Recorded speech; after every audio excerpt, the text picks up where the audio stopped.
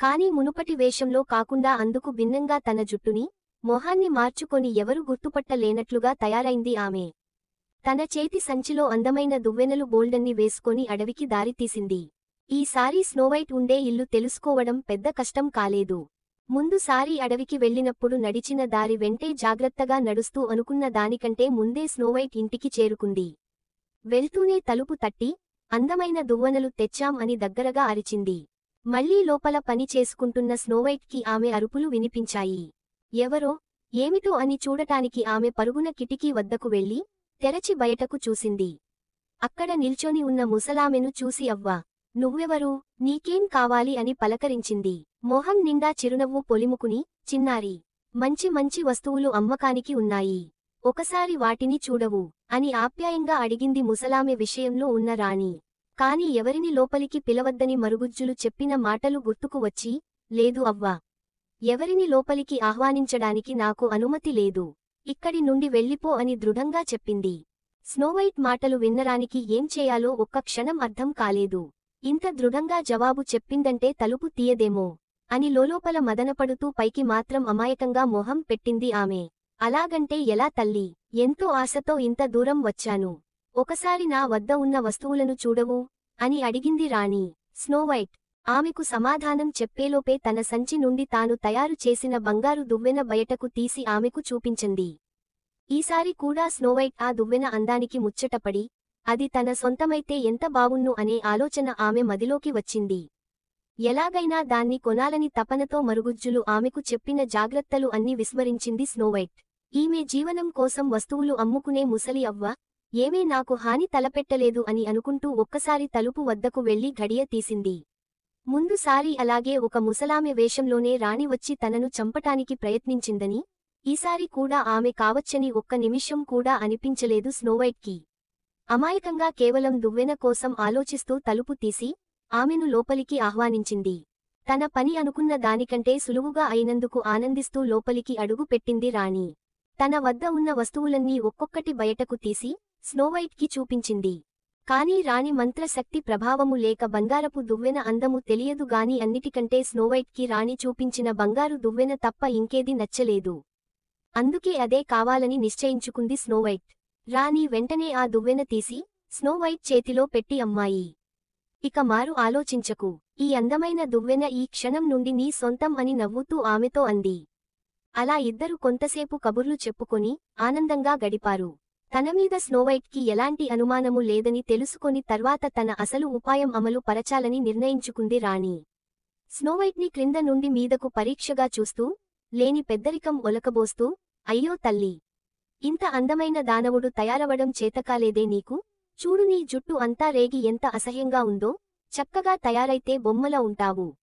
నీకు జడవేసి, బాగుంది చూడటానికి ఇంట్లో ఎవరూ లేరా అని ఆరా తీసింది. ఎవరూ లేరు అవ్వా, నేను ఒక్కదానిని రోజంతా ఈ ఇంట్లో ఉంటాను అని సమాధానం చెప్పగానే, ఇలా నువ్వు కొన్న కొత్త దువ్వెన ఇవ్వు.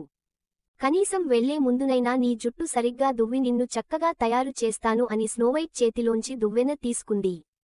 తల్లిలా మాట్లాడి, తన గురించి తాపత్రయపడుతోందని ఆనందించింది తప్ప, ఆ అభిమానం వెనకాల కుట్ర ఉంటుందని ఆ చిన్నారి ఊహించలేకపోయింది.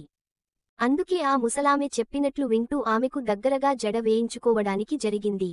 స్నోవైట్ జుట్టు తన చేతికి రాగానే, వికృతంగా నవ్వుతూ తన పథకం నెరవేరబోతోందని ఆనందపడుతూ ఒక్కసారిగా ఆ దువ్వెనను స్నోవైట్ జుట్టులోకి గుచ్చింది. ఆమె అలా చేసిన మరుక్షణం, దాని పల్లెలోని విషమంతా స్నోవైట్ జుట్టులోకి చేరి దాని ప్రభావం చూపటం మొదలుపెట్టింది. ఆ విషం స్నోవైట్ తలభాగాన్ని చేరడంతోనే ఆ చిన్నారి తలపట్టుకొని, క్రిందకు జారి తెలివితప్పి పడిపోయింది.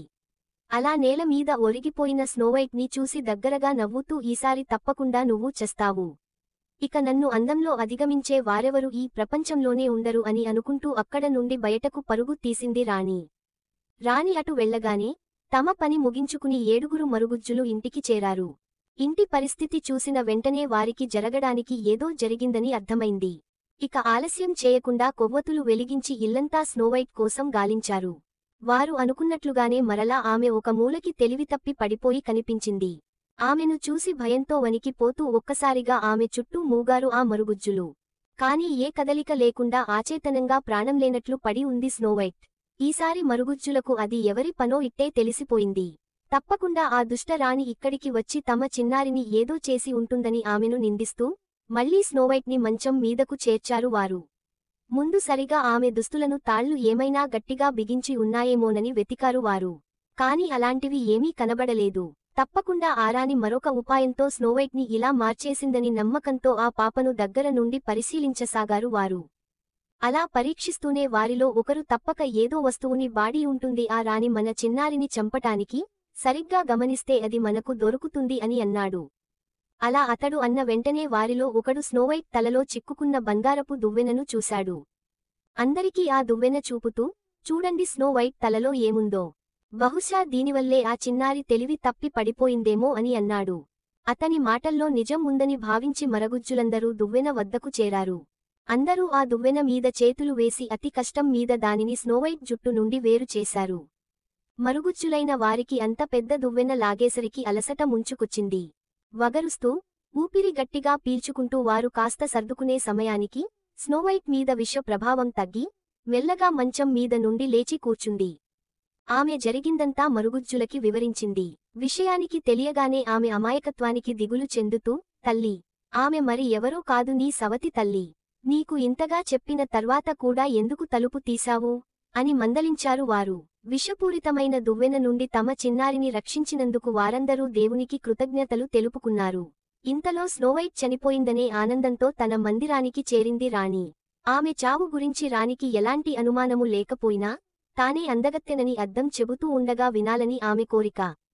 తనకు ఇష్టమైన పాటలను పాడుకుంటూ, స్నానం చేసి అందంగా తయారై తన అద్దాన్ని బయటకు తీసింది రాణి. ఓ రాణి, దాన్ని గోడకు తగిలించి, ఓ అద్దామా, ఇప్పుడు చెప్పు అందరికంటే ఈ ప్రపంచంలో అందమైన వారెవరు? అని దర్పంగా పలికింది రాణి. ఓ రాణి, నువ్వు చాలా అందగత్తవు కాదనను. కాని అడవులలో 7 మరుగుజ్జులతో ఉంటున్న స్నోవైట్ నీకంటే ఎంతో అందమైనది అని సమాధానం ఇచ్చింది ఆ అద్దం. తాను ఊహించని జవాబు విన్నరానికి మతిపోయినంత పని అయింది. ఎంతో కష్టపడి చేసిన ఆలోచన కూడా స్నోవైట్ని చంపలేకపోయిందని తెలుసుకొని కోపంతో రగిలిపోయింది ఆమె హృదయం. ఎలా మళ్ళీ ఆమె బ్రతికింది, ఎందుకు చావలేదు అని అరుస్తూ తన మందిరంలోని వస్తువులన్నీ చెల్లాచెదురుగా పడేసింది రాణి. ఇంకా కోపం తగ్గక, ఆమెను బ్రతకనివ్వను, ఎలాగైనా ఆమె చావాల్సిందే. నా ప్రాణాలు పణంగా పెట్టైనా ఆమెను ఈసారి చంపి తీరుతాను అని ప్రతిజ్ఞ చేసి అక్కడి నుండి కోపంగా కదిలిపోయింది రాణి. మునిపటిలా కాకుండా ఇంకా మంచి ఉపాయం ఏదైనా దొరుకుతుందేమోనని తెగ ఆలోచించింది రాణి.